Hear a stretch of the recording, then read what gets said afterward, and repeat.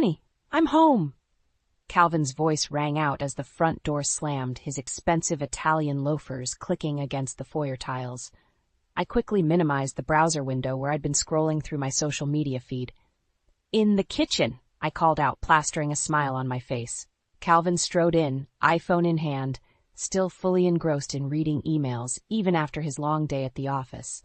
He gave me a cursory peck on the cheek before making a beeline for the liquor cabinet to pour himself a double scotch. Neat. How was your day? I asked, keeping my tone light and cheerful. Did the big presentation with Axle Technologies go well? Yeah, it was fine, Calvin muttered, eyes glued to his phone screen as he typed out a reply.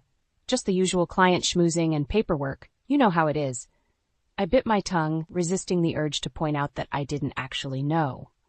How could I when he hardly told me anything about his work anymore?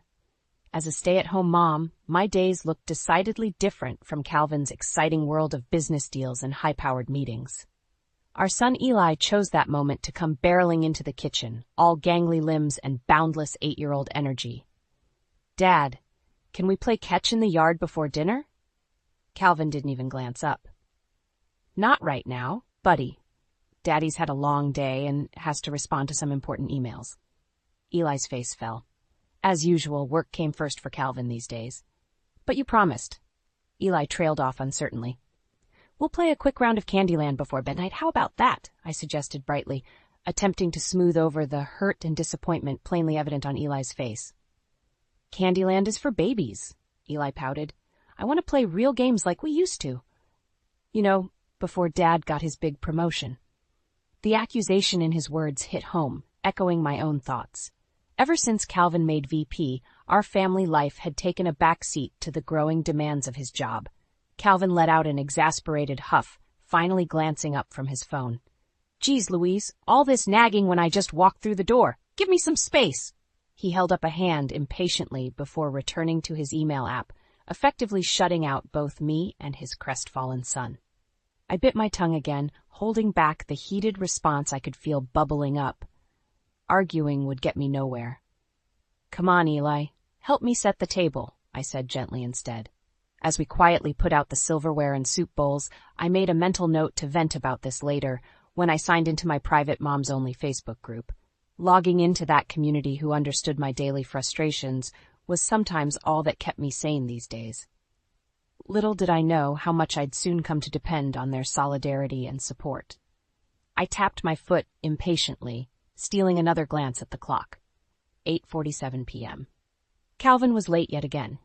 Ever since his promotion, his work hours had become increasingly erratic, the demands encroaching into evenings, weekends, and family time. He always chalked it up to unavoidable client calls or critical deadlines. Lately, I'd even noticed a few unfamiliar charges for upscale restaurants and bars on our credit card statements. Business dinners, no doubt. I checked the roast chicken in the oven, which had long gone cold and dried out. With a resigned sigh, I started clearing up the unused table settings, my growing resentment curdling in my stomach. Just as I dumped Eli's uneaten food in the trash, I heard the garage door open. Calvin strode in, loosening his tie with a self-satisfied smile. Oh, good. You haven't had dinner yet, he said breezily. I'm starved. I crossed my arms, unable to keep quiet this time. It's 9 o'clock, Calvin. We ate hours ago. Not that you bothered letting us know you'd be late. He waved a hand flippantly. Yeah, sorry about that. Got held up with an important client. An important client, I echoed. I suppose that's also why you've had so many working dinners lately? Calvin rolled his eyes. Can't you just heat up my food instead of giving me the third degree? I've had a long day. I bristled at his condescending tone. Well, forgive me for being upset. I don't enjoy making dinner that no one eats or putting Eli to bed alone night after night. Oh, you make it sound so dramatic. It's not my fault the job comes with demands. Calvin helped himself to Eli's leftover chicken, seeming wholly unaffected by my simmering resentment. But I guess you wouldn't understand. It's not like you have a real career. His words felt like a slap, rendering me momentarily speechless. I found my voice, speaking through gritted teeth. Raising your son is a full-time job. Just because I'm not some corporate bigwig schmoozing clients doesn't mean... Calvin held up a hand. Schmoozing is what pays for that fancy stove you love cooking on, I'll have you know. But keep standing there complaining. I'm sure that will get dinner on the table faster. Hot, angry tears pricked my eyes, but I forced them back, refusing to show weakness. Without another word, I strode to the fridge and angrily pulled out fixings for a sandwich. If Mr. VP wanted his late-night snack served on a silver platter after that little performance, he had another think coming. As I slathered mayo on bread with more force than necessary, my thoughts drifted to the Little Moms Facebook group I leaned on for support. No doubt about it, as soon as Calvin was asleep, I was logging on to vent. And who knows, maybe someone there had advice about getting through to a husband who blithely put work before family. If not, at least I knew my online friends would validate my frustration rather than trivialize it. I hummed under my breath as I tidied Calvin's home office, dusting the dark wood shelves and straightening the framed photos on his desk. As I moved a stack of legal pads, a receipt fluttered to the ground. I picked it up, planning to tack it back on the bulletin board. The letterhead made me pause. La Mystique Jewelers. With growing suspicion, I scanned the receipt. A pair of diamond earrings, over $1,000. Purchased while Calvin was supposed to be at a weekend conference in Dallas last month. I sank into Calvin's leather desk chair, my dust rag forgotten. Why would my husband buy such extravagant jewelry and not mention it? It wasn't my birthday or our anniversary. Unease swirled in the pit of my stomach as I yanked open the top desk drawer, rifling through. Maybe there was an explanation somehow. I found nothing but old bank statements, rubber bands, and paper clips. Slamming it shut in frustration, I leaned down to search the lower drawers. Jackpot. A thin printed folio tucked underneath a file folder caught my eye. Hands trembling, I opened it to see a hotel reservation confirmation for the Ritz-Carlton for this coming weekend. I stared blindly at the page. Calvin hadn't said anything about a work trip. I whipped out my phone to text my neighbor and close friend Nora. She responded immediately, telling me to take deep breaths and stay calm. I fired back a lengthy reply. I just found a jewelry receipt for some expensive earrings and a hotel booking for this weekend that I know nothing about. He didn't mention any conference or work travel. I think he could be having an affair. What else explains all the secrecy and lies? Nora answered right away, steady and practical as always. Don't panic yet, okay? There could be a reasonable explanation. Have you tried talking to Calvin about what you found? I took a shaky breath. No, I hadn't confronted him yet. Frankly, I was terrified at what trickle truth might emerge if I did. The damning evidence seemed clear. Nora responded once more. Look, why don't you post in your mom's Facebook group too? See if anyone there has some good advice or insight. Maybe others have gone through something similar. I bit my lip uncertainly. I'd vented plenty on that forum about Calvin's demanding work hours and frequent disinterest in family life lately. But I'd always stopped short of airing out our dirtiest laundry. Because deep down, I'd still hoped Nora was right, and there was an innocent reason for Calvin's detachment. Now, though, I teetered on the edge of writing out my greatest fears. Gathering my courage, I signed on to the private group and poured out the entire story along with the recent disturbing discoveries. Almost instantly, support and suggestions came flooding in from the online circle I'd come to trust like family over the past year. As I read over the genuine words of comfort and solidarity, I realized this sisterhood gave me strength I'd badly need to confront whatever difficult truths lay ahead. I paced the living room, glancing impatiently at the clock. Calvin would be home any minute, and I still hadn't figured out how to confront him about what I'd uncovered. When the front door banged open, right on schedule, my heart leapt into my throat. I steeled my nerves as Calvin's footsteps echoed down the hall. Time to get answers. Hey, babe, what's cooking? Calvin breezed into the kitchen, loosening his tie. Smells good. I crossed my arms, gearing up to address the elephant in the room head-on. I wasn't making dinner. We need to talk. Calvin paused in the act of grabbing a beer from the fridge, blinking at my tone. What's going on? Why do you look so upset? I tossed the printed receipts and confirmation onto the granite countertop. Maybe you can explain these. Calvin glanced down, a crease furrowing his brow. This is just some paperwork from my office. What's the big deal? I exhaled sharply.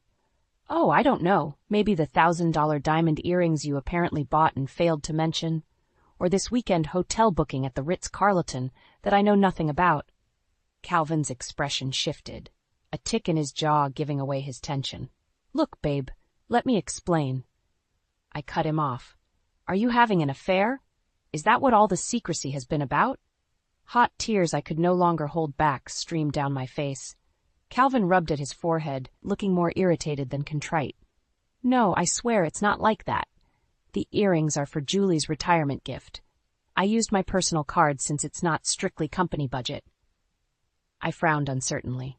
His assistant was retiring this month after over a decade. Calvin continued, As for the hotel, I wanted to surprise you with a romantic weekend getaway for our anniversary next month. I was planning to sneak off while Mom watches Eli, but I guess the cat's out of the bag now. I searched Calvin's face, hesitant to fully accept his explanations, but his earnest expression seemed genuine. He stepped forward, enveloping me in a hug. Hey, I get why you're upset. I'm sorry I worried you over nothing.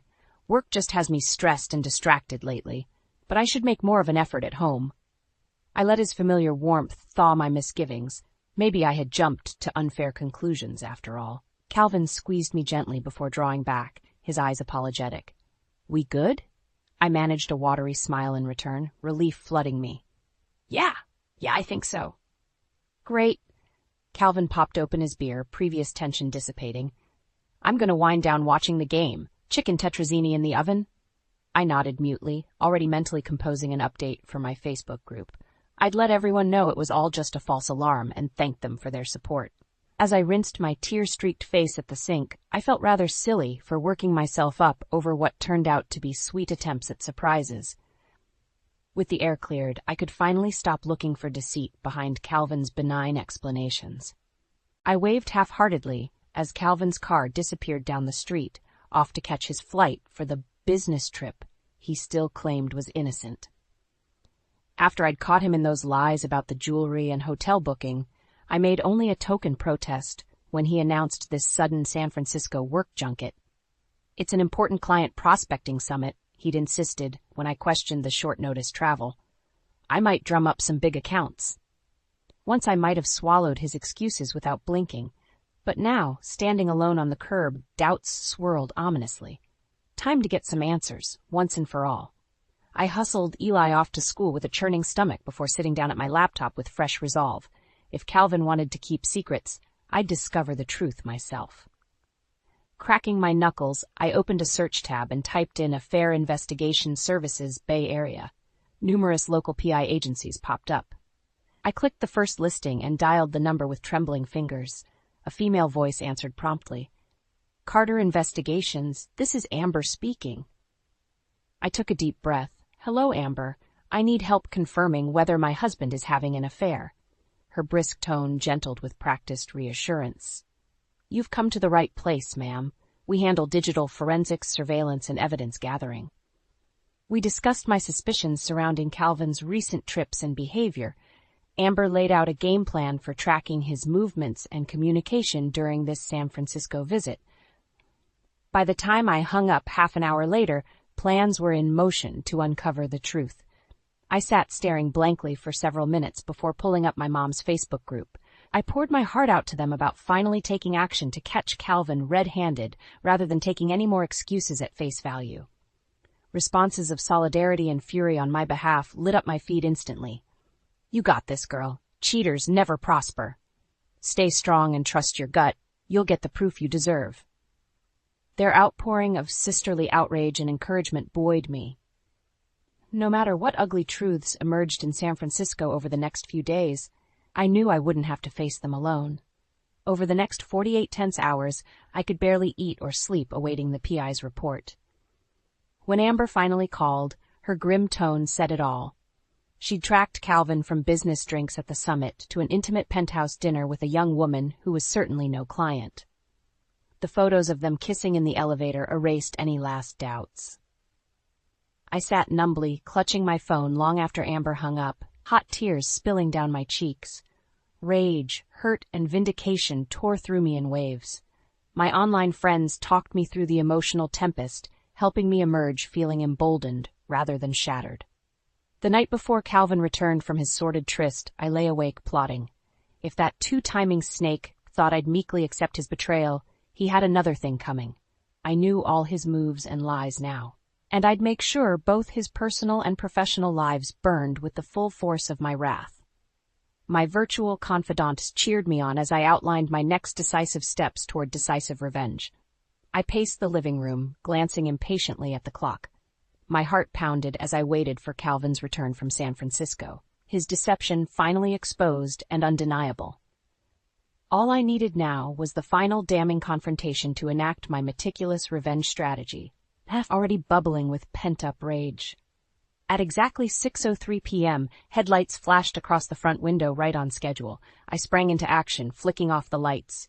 As keys turned in the front door lock, I hit play on the Bluetooth speaker, cueing dramatic background music set to a low, tense volume. "Lena?" Calvin's confused voice echoed down the hall in the dim lighting. "Why are all the lights off? Where is everyone?"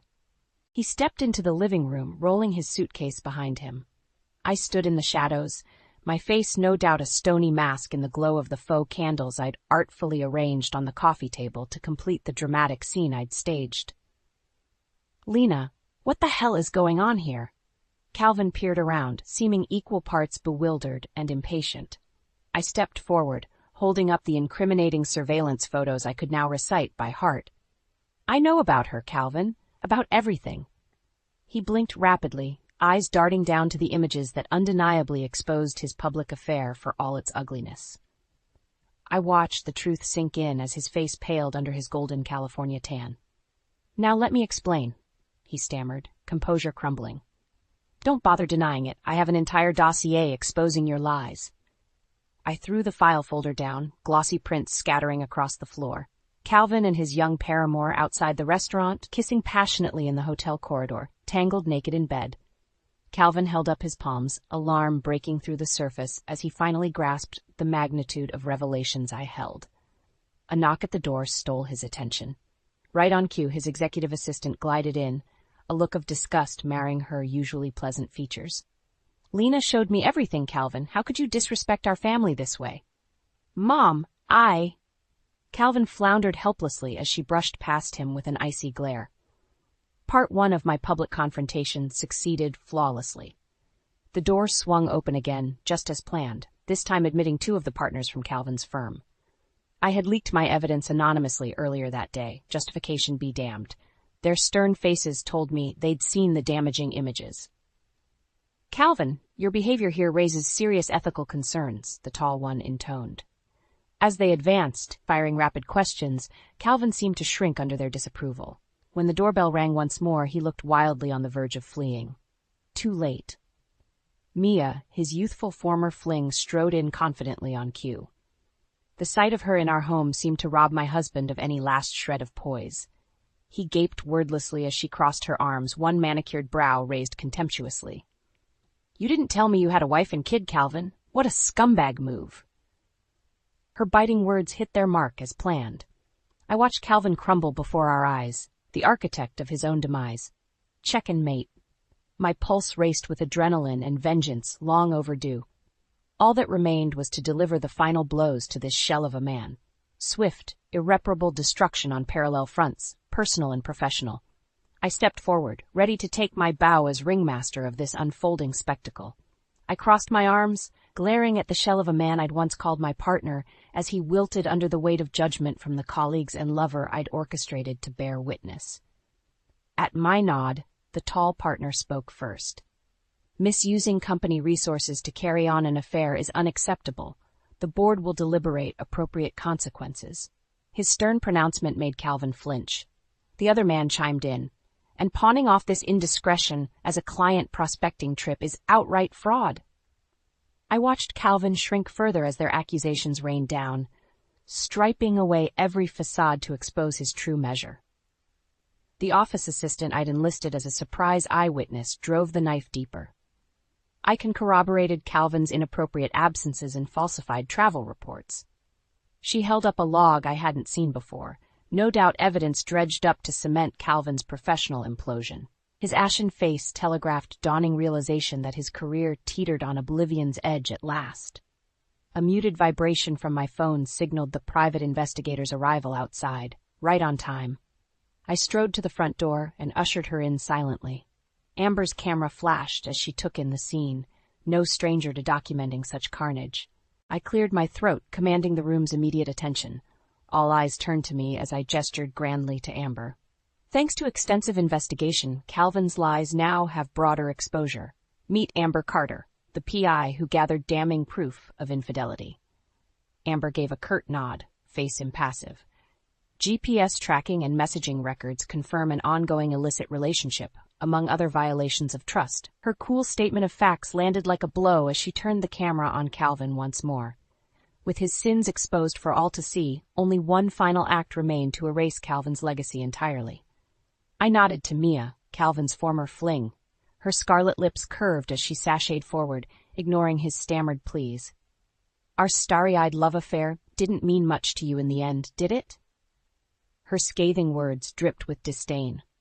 Once I realized you had a whole family at home, I got in touch with your wife. We both deserved the truth.